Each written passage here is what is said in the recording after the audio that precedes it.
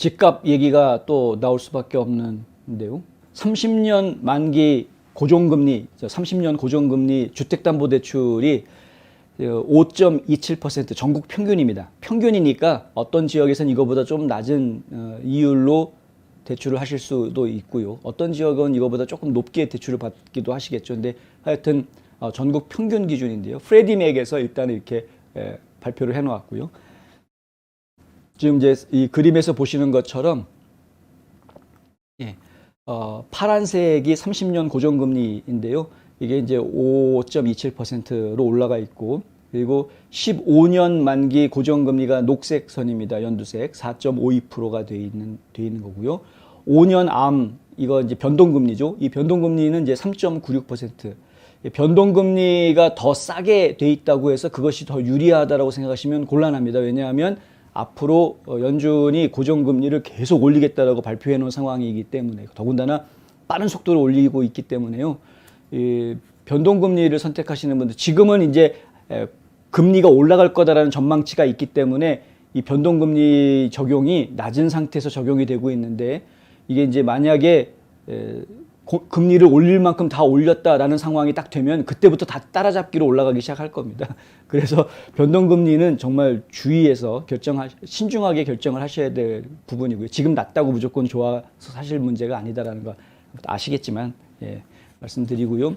5.27%라는 모기지 이자율이 지금 2009년 이후에 최고치다라는 이제 이야기가 나왔습니다. 2009년이 어떤 때입니까?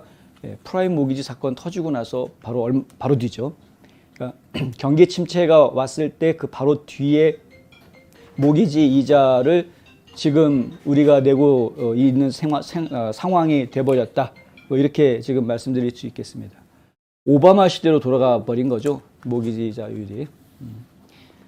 이제 이 오바마 시대로 되돌아간 거 정도로 끝나면 다행인데, 이게 이제 뭐 과거에 지미 카터 시절로 다시 되돌아간다 그러면 이제 그건 정말 아주 괴로운 상황이 될 겁니다.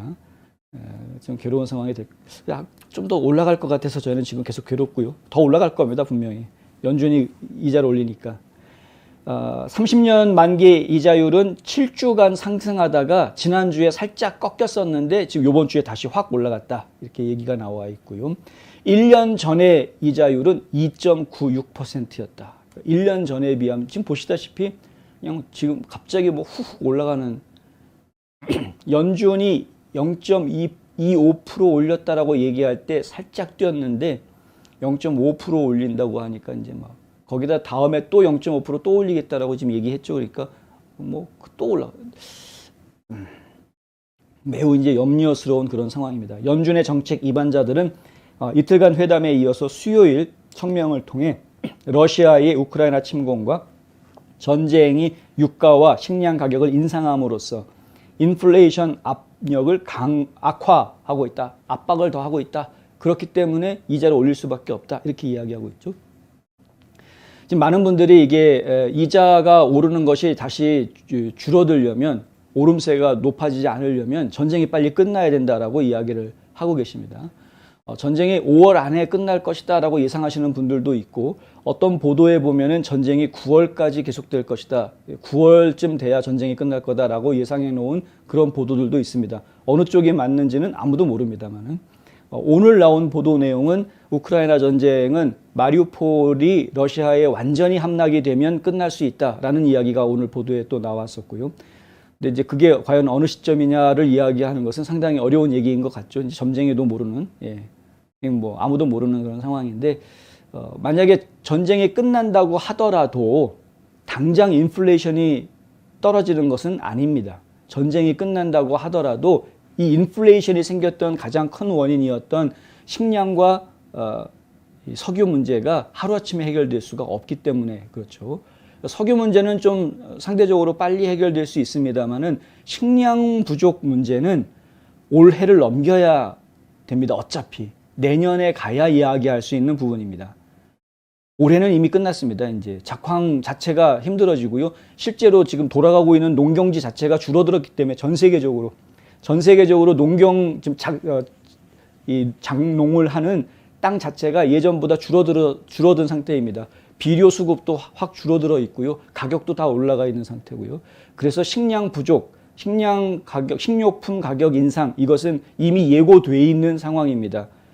지금 이제 올 가을이 됐을 때 새로운 수확이 나와서 그것이 메꿔져 가지고 뭐 시장에 또 공급이 돼야 되는데 일단 수확량 자체가 작년이나 재작년보다 적을 것이다라는 것이 지금 많은 경제학자들의 예측이고요. 그렇기 때문에 인플레이션이 그렇게 쉽게 떨어지지는 않을 것이다. 인플레이션이 쉽게 떨어지지 않는다라는 이야기는 연준이 계속해서 금리를 올릴 수밖에 없다라는 그런 이야기가 되는 것이고요. 결국은 이제 주택 모기지 이자도 계속해서 오를 수밖에 없는 그런 상황이 될 것이다. 일부 경제학자들은 올해 주택 판매가 2021년 수준에 비해서 10% 감소할 수도 있다라는 이제 전망도 내놓고 있는 상황이라고 합니다. 주택 판매는 줄어들 게 분명해 보입니다. 거래 숫자 자체가 줄어들 것이 분명합니다. 왜냐하면 어차피 공급도 적었고, 그리고 지금 이제 수요도 좀 줄어들 것이기 때문에 은행 이자가 올라가기 시작하면 대출을 받아서 집을 사야 되는 사람들은 아무래도 집을 사기가 더 어려워지는 상황이 되기 때문에요. 그래서 이제 수요가 좀 줄어드는 것은 분명해 보이고, 그리고 공급도 지금 많이 줄어들어 있는 상황입니다. 인플레이션 문제가 심각하고 해결 조짐을 보이지 않는 데다가 집값이 떨어질 기미를 잘 보이지 않기 때문에 집을 파는 게 문제가 아니라 집을 판 뒤에 내가 다음에 살 곳을 찾는 것도 일인 상황이어서, 그래서 지금 집 판매를 오히려 지금 뒤로 미루는 그런 소유주들이 상당히 많고요.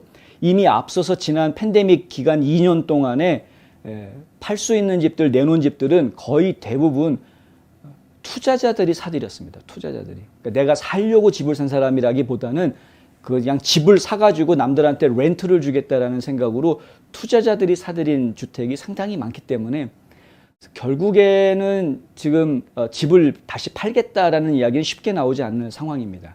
따라서 렌트라든가 집 가격은 계속 유지가 지금 될 것 같다라고 예상이 되는 상황이고요.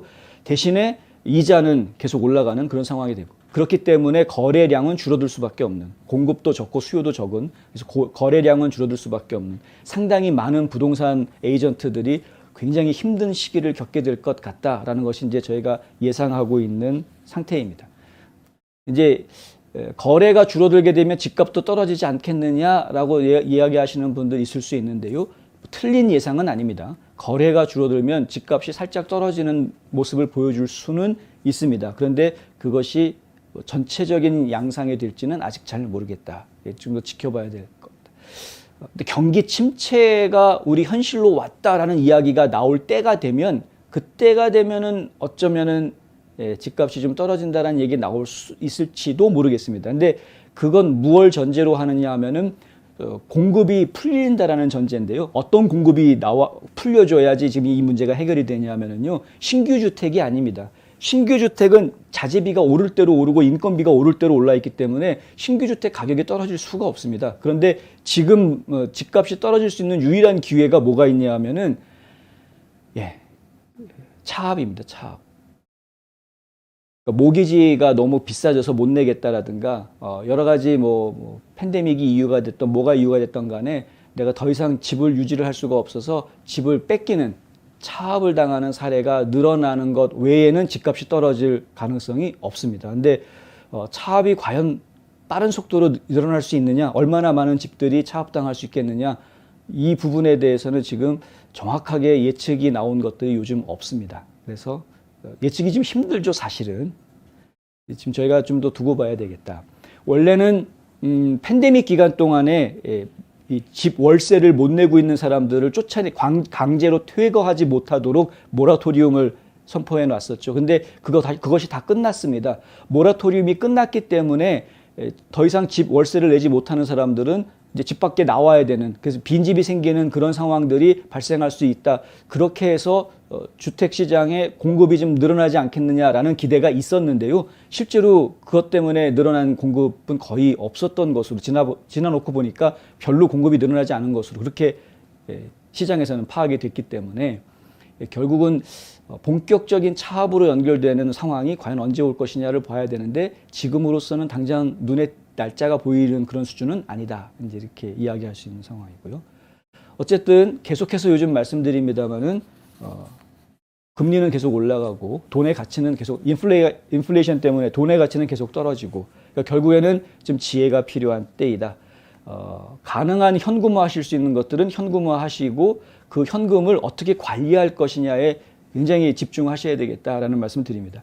그 현금 둘둘둘 싸가지고 땅속에 파묻어 두시면 안 되고요. 네, 가끔가다 그렇게 하시는 분들이 있으신데 옛날 분들 보면 그러신 분들이 계신데요. 근데 그거는 정말 바보짓입니다. 미안한 얘기지만 그렇게 해봤자 돈의 가치가 계속 떨어지고 있는데 땅속에 돈을 파묻어 두고 있으면 그걸 손해 보고 있는 겁니다. 현금 찾아가지고 내 집에 계속 쌓아두고 있으면 오히려 손해 보고 있는 겁니다. 그러니까 그 돈이 다른 수익을 만들어 주는데 들어가야 하는 것이죠. 물론 액수가 적으면 그거 가지고 별다른 수익을 만들어내기가 좀 어렵겠지만 어느 정도 규모가 된다면 그래서 종잣돈이라는 개념이 들 수 있는 정도가 된다면 금융상품이라든가 여러 가지 방법들을 이용을 해서 인플레이션을 따라잡을 수 있는 지금 자산을 늘려나갈 수 있는 방법들을 생각하셔야 되겠죠. 주식같이 위험한 상품들을 권해드리는 것은 절대 아니고요. 그렇다고 해서 어디 무슨 말도 안 되는 다단계, 금융 다단계 같은 데다가 정신 팔리셔가지고 거기다가 또 돈 주시면 절대 안 되고요. 금융 다단계 아주 위험합니다. 주식보다 더 위험합니다. 그러니까 절대 속아 넘어가지 마시고요. 대신에 이제 안전적인 것, 또 좀 더 장기적인 안목에서 적어도 5년에서 10년 정도를 생각할 수 있는 장기적인 안목에서 투자를 하신다고 하면 그러면 좀 더 낫지 않겠는가. 이제 이렇게 말씀을 드리고 싶은 겁니다. 디폴트를 만드십시오. 내가 지금까지 한 달에 생활비를 매월 3,000불씩 써왔다. 그러시다면 앞으로는 인플레이션이 있음에도 불구하고 나는 한 2,500불만 쓰겠다. 이런 식으로 좀 줄이는 방법, 지출을 줄이는 방법을 연구를 하셔야 될 거고요. 지금 덜 먹어야 되는 거죠. 솔직하게 말씀드리면. 네. 쉬운 일은 아닙니다. 쉬운 일은 아닌데 이 위기를 이겨내는 것이 그렇게 쉽게 이겨지는 것이 아니죠. 네.